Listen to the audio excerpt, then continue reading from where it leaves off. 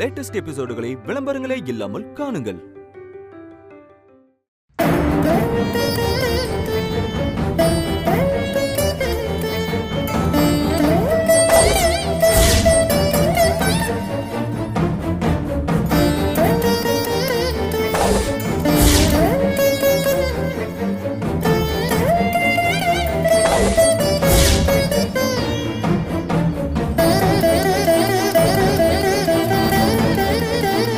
விஷ்ணு துர்கா தாயே, நீ சத்ருக்களை அழிக்கவே அவதாரம் எடுத்தவ. உனக்கான மந்திரத்தை சொல்லி நான் வேண்டிக்கிறேம்மா. நீ மனசரங்கி வந்து எனக்கு துணையா நில்லுமா.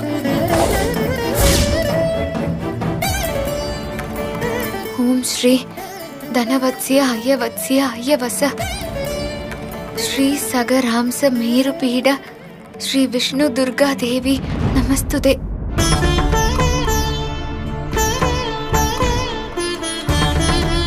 தம்பி, சாமி சொல்லுங்க. இன்னைக்கு விசேஷமான நாள், அதுக்காக கோயில்லாம் அலங்காரம் பண்ணிட்டு இருக்கோம். நீங்க கொஞ்சம் உதவி செய்ய முடியுமா? தாராளமா செய்யறேன். என்ன செய்யணும்னு சொல்லுங்க. என் கூட வாங்க. வாங்க.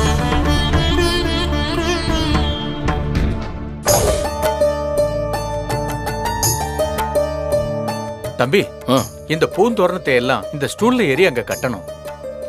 சரிங்க.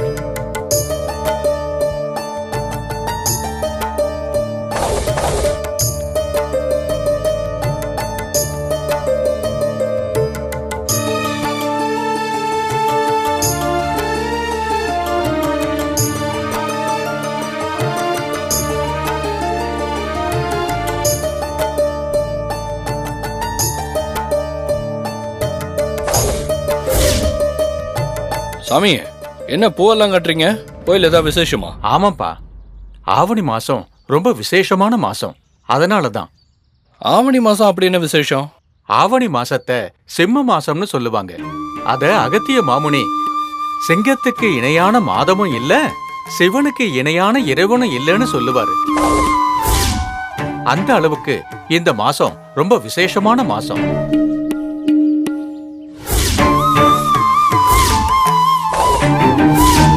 அந்த சிவபெருமான் உலகத்தை காப்பாத்த நஞ்ச சாப்பிட்டது இந்த மாசம்தான். ஆனா அந்த சிவனையே காப்பாத்த அந்த நஞ்ச அவர் உடம்புல இறங்காதபடி அந்த அபிராமி அவரோட தொண்டைய பற்றி அவரை நீலகண்டன் ஆக்குனது இந்த மாசம்தான்.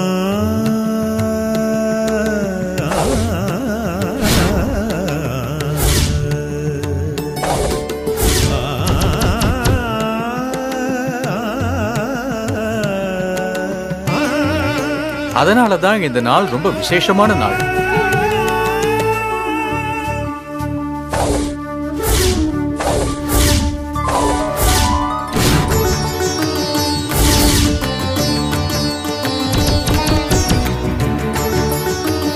சிவனை காப்பாத்தின அபிராமி மாதிரிதான் என் அபியும் நான் ஜெயிலுக்கு போக கூடாதுன்னு என்னை காப்பாத்துறதுக்காக போராடிக்கிட்டு இருக்கா.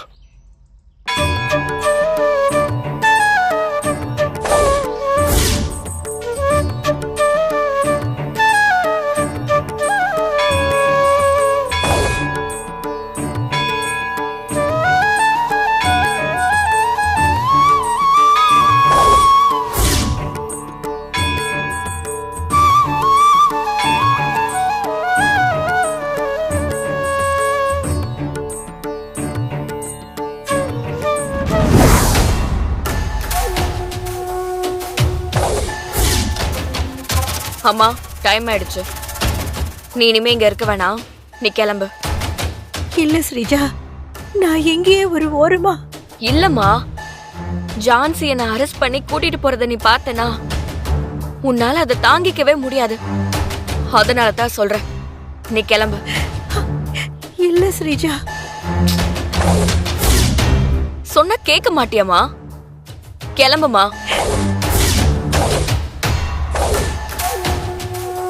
மா, சொல்றேன்ல, போ.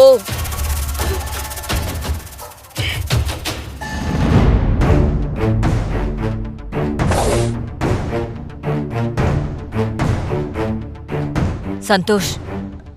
சொல்லுங்கம்மா. இன்ஸ்பெக்டர் ஜான்சி ஸ்ரீஜாவை அரெஸ்ட் பண்ண எப்ப வருவாங்க? தெரியலம்மா, எப்படியோ இன்னும் கொஞ்ச நேரத்துல வந்துருவாங்க.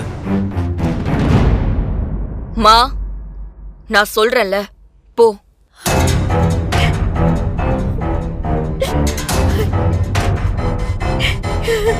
ஸ்ரீஜா,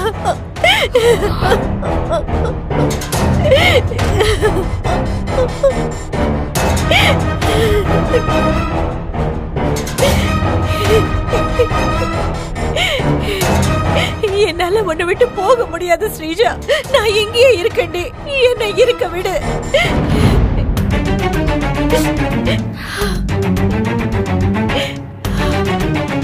அம்மா, எனக்கு பிடிக்காத ஜூஸ நான் ஏன் ரசிச்சு ரசிச்சு குடிச்சேன் தெரியுமா?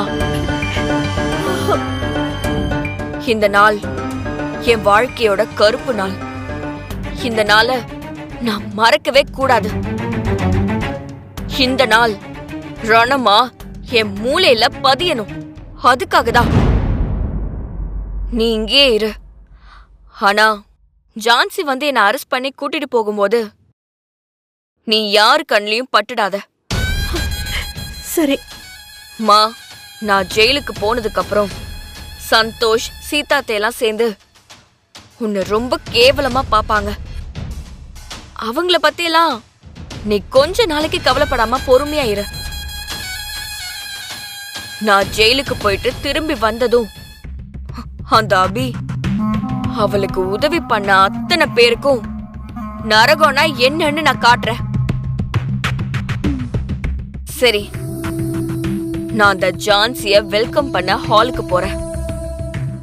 நீ இங்கே இரு.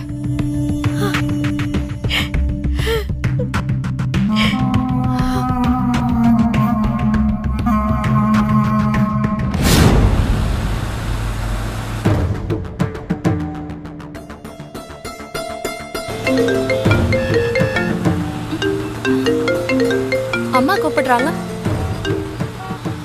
சொல்லுங்கம்மா. ஜான்சி, எங்கம்மா இருக்க? இன்னைக்கு ரொம்ப முக்கியமான விஷயத்த செய்ய போயிட்டு இருக்கம்மா. என்ன விஷயம் ஜான்சி? அந்த அபிக்கு தொல்லை கொடுத்துட்டு இருந்தால ஸ்ரீஜான்னு ஒருத்தி. ஆமா, அவ அபிக்காக நான் ஹெல்ப் பண்ணதுக்கு நேத்து அவ என்ன பண்ணனா தெரியுமா? என்னம்மா பண்ணா?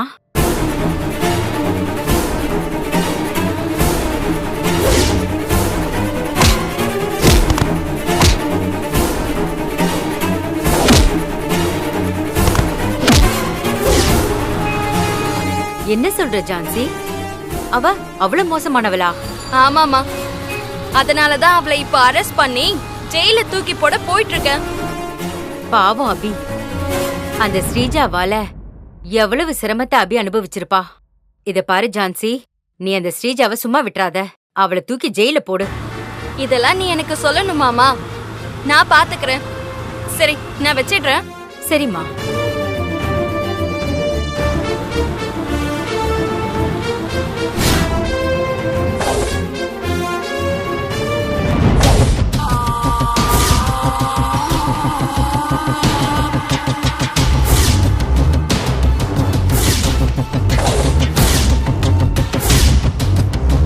மா, அங்க பாருங்கம்மா.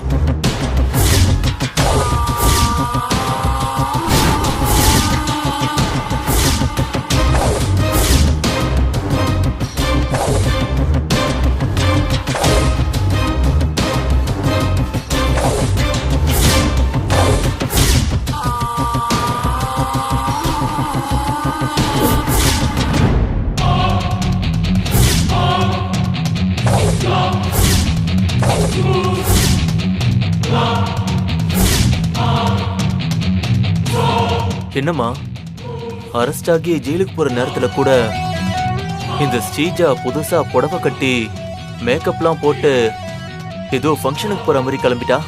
அதாண்டா எனக்கு ஒண்ணும் புரியல.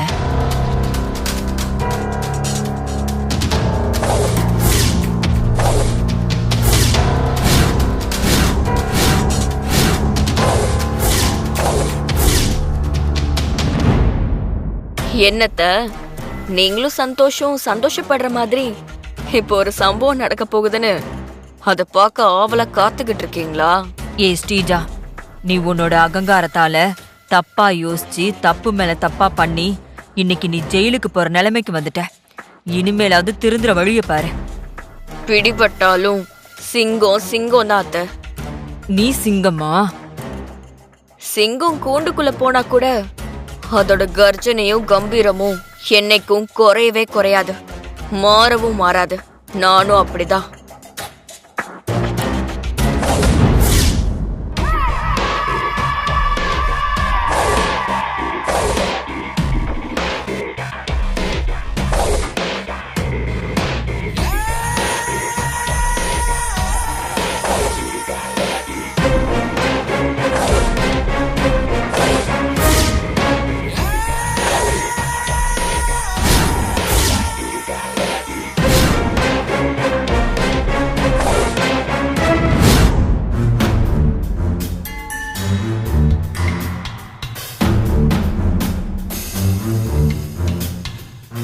பேசுங்க.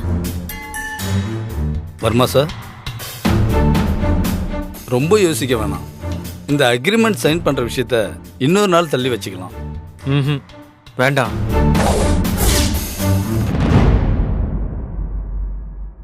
டாட், எனக்கு என்னமோ இந்த அக்ரிமெண்ட்டே போட வேணான்னு தோணுது. என்ன சொல்ற ரவினா? ஆமா டாட், நீங்க எனக்காக தான் அபி கூட இந்த அக்ரிமெண்ட்டை சைன் பண்ண முடிவு பண்ணீங்கன்னு எனக்கு நல்லாவே தெரியும். இருந்தாலும் நடக்கிற விஷயத்தெல்லாம் பார்க்கும்போது ஒரே பேட் வைபா இருக்கு டாட். நாம அவசரப்பட்டு ஏதோ தப்பான விஷயத்த செய்ய போறோமோன்னு என் மனசுக்கு படுது. அதனாலதான் சொல்றேன். ரவினா, நம்ம வீட்டு பூஜை ரூம்ல தீ பிடிச்சது உன்னை ரொம்ப அஃபெக்ட் பண்ணிருச்சு. அதனாலதான் இப்படி கன்ஃபியூஷன்ல ஏதோ சொல்லிட்டு இருக்க. நம்ம வீட்டு பூஜை ரூம்ல தீ பிடிச்சது ஜஸ்ட் ஒரு ஆக்சிடென்ட். அதுக்கு போய் நீ அக்ரிமெண்ட்டை கேன்சல் பண்ணணும்னு சொல்ற? சார், ரவீனா மேடம் சொல்றது சரின்னு தான் எனக்கு தோணுது சார். நான் ஏன் சொல்றேன்னா, பூஜை ரூம்ல தீ பிடிச்சத ஒரு ஆக்சிடென்ட் நம்ம எடுத்துட்டா கூட அந்த ஆக்சிடென்ட் எப்போ வேணா நடந்திருக்கலாமே. ஏன் கரெக்டா நீங்க அந்த அபி கூட அக்ரிமெண்ட் சைன் பண்ண ரெஜிஸ்டர் ஆபீஸ் போகும்போது அபசகுணம் மாதிரி நடக்கணும்? மேனேஜர், ஆல்ரெடி கன்ஃபியூஷன்ல இருக்கிற ரவீனாவை நீங்களும் சேர்ந்து குழப்பாதீங்க. ஒரு பெரிய விஷயம் செய்யும் போது அதுக்கு எதிராக சின்ன சின்னதா நிறைய தடங்கள் வர்றது நேச்சுரல். நம்ம தடங்களை பார்த்தா நினைச்ச இடத்துக்கு போய் சேர முடியாது. ஒரு வெற்றிகரமான பிசினஸ் மேனா இது எனக்கு ரொம்ப நல்லாவே தெரியும். அதனால எனக்கு அட்வைஸ் பண்ற வேலையெல்லாம் விட்டுட்டு உங்க வேலையை மட்டும் பாருங்க. Sorry sir. டாட், இப்ப எதுக்கு நீங்க மேனேஜரை திட்டுறீங்க? அவர் நம்ம நல்லதுக்கு தானே சொல்றாரு. இந்த அக்ரிமெண்ட் விஷயத்த கொஞ்சம் யோசிச்சு பண்ணலாம், விடுங்க டாட். இல்ல ரவினா. டாட், நீங்க இதெல்லாம் பண்றது எனக்காக தானே. நானே சொல்றேன், கேட்க மாட்டீங்களா? Okay manager. Yes sir. நீங்க அபிக்கு ஃபோன் பண்ணி அக்ரிமெண்ட் விஷயத்தை தள்ளி போட்டிருக்கோம், மற்ற விஷயத்தை அப்புறமா பேசிக்கலாம்னு சொல்லுங்க. Okay sir.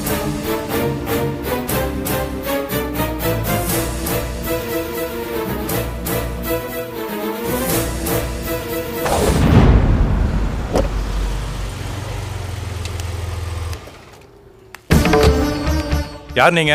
பிரசன்ன ஜோதிட சாஸ்திரி வந்திருக்காருன்னு வர்மா சார்ட்ட சொல்லுங்க. சரி, வெயிட் பண்ணுங்க. டாட், நீங்க இந்த அக்ரிமெண்ட் விஷயத்த தள்ளி போடுறேன்னு சொன்னது எனக்கு ரொம்ப சந்தோஷமா இருக்கு. நீங்க இந்த அக்ரிமெண்ட்டை கேன்சல் பண்ணா நான் இன்னும் சந்தோஷப்படுவேன். பேபி, நான் உனக்காக ட்ரை பண்ண விஷயமெல்லாம் ஏன் ஃப்ளாப் ஆச்சுன்னு இப்போதான் என்னால புரிஞ்சுக்க முடியுது. பிசினஸ்ல மட்டும் இல்ல, லைஃப்ல கூட எடுத்தோம் கவுத்தோன்னு எந்த முடிவும் எடுக்கக்கூடாது பேபி. நல்லா யோசிச்சு தான் முடிவு எடுக்கணும். அபி ஒரு கூரான கத்தி மாதிரி. அதை நீ சரியா ஹேண்டில் பண்ணா நீ நினைச்சதை சாதிக்கலாம். தப்பா ஹேண்டில் பண்ணா அந்த கத்தி உன் கையை கட் பண்ணிடும். அபி கூட நம்ம அக்ரிமெண்ட் போடலாமா வேணாமான்னு நாம மட்டும் முடிவு பண்ணிட முடியாது. வேற யார் டாட் முடிவு பண்ணணும்? பிரசன்ன ஜோதிட சாஸ்திரி. சாஸ்திரி இதை பத்தி பேச நம்ம வீட்டுக்கு வர சொல்லியிருக்கேன். அவர் இன்னும் கொஞ்ச நேரத்துல வந்துருவாரு. ஐயா, உங்களை பார்க்க பிரசன்ன ஜோதிட சாஸ்திரி வந்திருக்காரு. அப்படியா? சாஸ்திரி எங்க இருக்காரு? வெளியில தான் இருக்காரு. ரவினா, வாமா. வாங்க.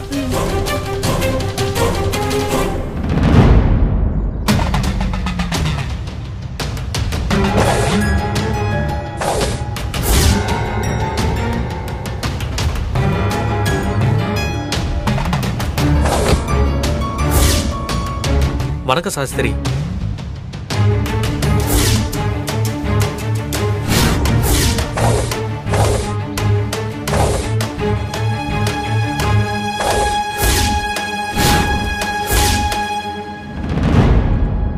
என்ன வர்மா, நல்லா இருக்கீங்களா? உங்க ஆசீர்வாதத்துல நல்லா இருக்கேன். உங்களை ஆசீர்வதிக்க நான் யாரு? அந்த பரமேஸ்வரன் என்கிட்ட சொல்றத நான் உங்ககிட்ட சொல்றேன். உங்க காலடி எங்க வீட்டுல படுறது எனக்கு ரொம்ப மகிழ்ச்சி சாஸ்திரி. ரவீனா, இவர் யாருன்னு எனக்கு தெரியாது. இவர் ஏன் பேர் சொல்றாரு? எப்படி இருக்கீங்க? ஐ அம் ஃபைன். வாங்க சாஸ்திரி, உள்ள போலாம்.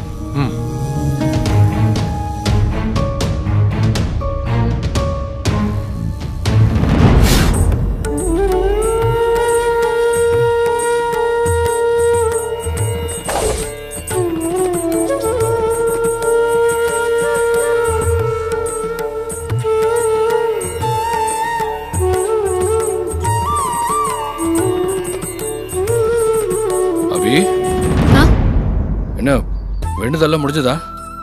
முடிஞ்சது சஞ்சீவ். சரி, டைம் ஆச்சு, வா ரெஜிஸ்டர் ஆஃபீஸ் போகணும். போலாம் சஞ்சீவ். கொஞ்சம் வெயிட் பண்ணு. நான் சன்னதியில இருக்க சாமியை கும்பிட்டுட்டு அதுக்கப்புறமா கிளம்பிடலாம். சரி, போயிட்டு வா.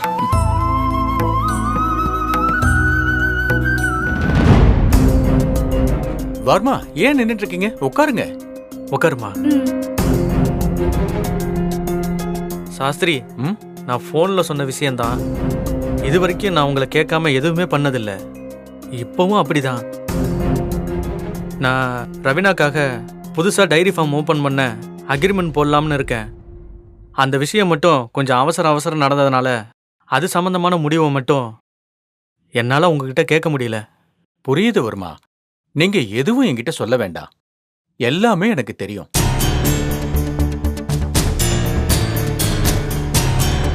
இப்போ உங்களுக்கு அந்த அபி கூட அக்ரிமெண்ட் போடலாமா வேண்டாமான்னு உங்களுக்கு தெரியணும், அவ்வளவுதானே? ஆமா சாஸ்திரி. சோழி போட்டு பாப்போம். முடிவு அந்த ஈசனே சொல்லட்டும்.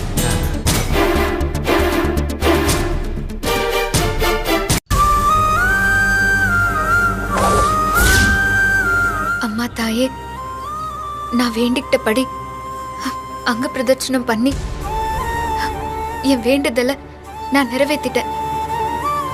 இனிமே நீதான் தாயே எனக்காக மனசிறங்கி வந்து உதவி செய்யணும். பேசின மாதிரி இன்னைக்கு ரெஜிஸ்டர் ஆபீஸ்ல எனக்கும் வர்மாக்கும் இடையில அக்ரிமெண்ட் சைன் ஆகணும் தாயே. அதுக்கு நீதான் உதவி செய்யணும்.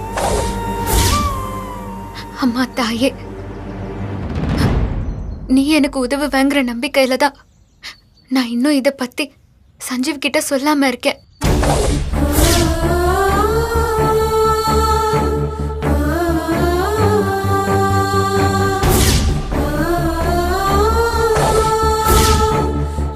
அம்மா தாயே, சஞ்சீவ் ரொம்ப பாவம். அவன் ஏற்கனவே நிறைய கஷ்டங்களை அனுபவிச்சுட்டான். இதுக்கு மேலேயும் நீ அவனுக்கு கஷ்டம் கொடுக்காத தாயே. மனசிறங்கி வந்து நீ எங்களுக்கு உதவி செய்யுமா.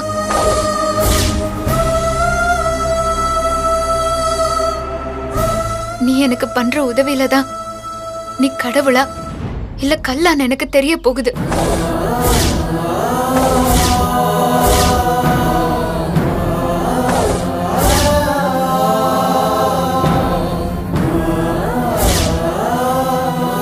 அம்மா தாயே மகமாயி, உன்னையே நம்பி இருக்கிற எங்களை தயவு செஞ்சு கைவிட்டுறாதம்மா.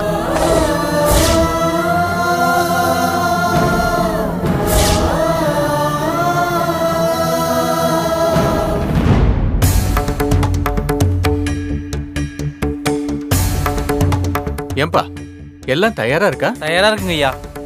வர்மா சார், நீங்க ஏன் நிக்கிறீங்க? உட்காருங்க. வர்மா சார், நீங்க ஏன் தரையில உட்கார போறீங்க? சோஃபால உட்காருங்க. நீங்க கீழே உட்காந்துருக்கும் போது நான் எப்படி சாஸ்திரி மேல உட்கார முடியும்? நானும் இப்படியே கீழே உட்காந்துக்கிறேன். ரவினா, நீ உட்காருமா.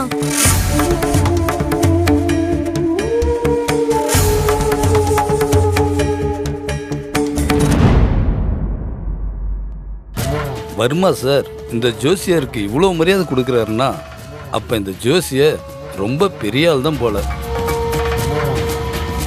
டாட், யார் இவரு? நான் இவரை பார்த்ததே இல்ல. ஆனா என் பேரை கரெக்டா சொல்றாரு. சாஸ்திரிக்கு நம்மளை பத்தி எல்லாம் நல்லா தெரியுமா? எப்பவுமே சாஸ்திரியை நான் தனியா தான் போய் பார்ப்பேன். அதனாலதான் அவரை உனக்கு தெரியல. சாஸ்திரி ரொம்ப பிரபலமான பிரசன்ன ஜோதிடர். ரொம்ப சக்தி வாய்ந்தவர். இவர் சோழி போட்டு பார்த்து எதிர்காலத்துல என்ன நடக்குங்கிறத ரொம்ப சரியா கணிச்சு சொல்லிடுவாரு. இது வரைக்கும் நான் இவரை கேட்காம எதுவுமே செஞ்சதில்ல. டாட், சாஸ்திரி அபி கூட அக்ரிமெண்ட்டை சைன் பண்ணாதீங்கன்னு உங்ககிட்ட சொல்லிட்டா நீங்க பண்ண மாட்டீங்களா? கண்டிப்பா பண்ண மாட்டேன்.